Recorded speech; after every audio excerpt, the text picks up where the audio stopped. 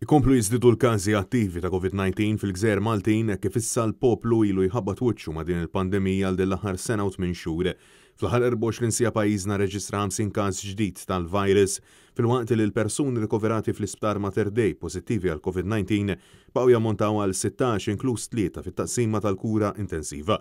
F'temp ta' ġimgħa pajjiżna reġistra 304 każi ġodda l-ogħla rata ta' każi sa minn Settembru. Fil-waqt li fiequ 10 persuni u fortunatament ma ġiet irreġistrata ebda fatalità bl-ammont ta' vittmi jibqa' dak 462. Laqstant il-każi attivi żdiedu għal 513.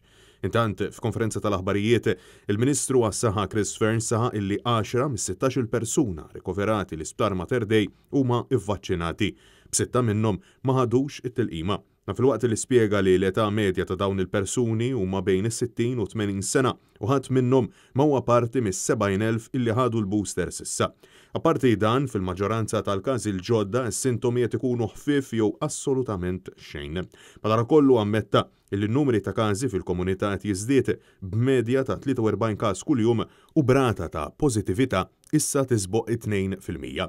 Għallaqstant Fearne appella sabiex il-poplu jibqa' jagħmel użu mill-maskri. Il-Ministru sostna li għalissa l-każi fl-isptar Mater Dei huma relattivament baxxi, madankollu spjega li l-effetti fl-isptar jafu jinħassu 3 ġimgħat wara żieda fil-komunità.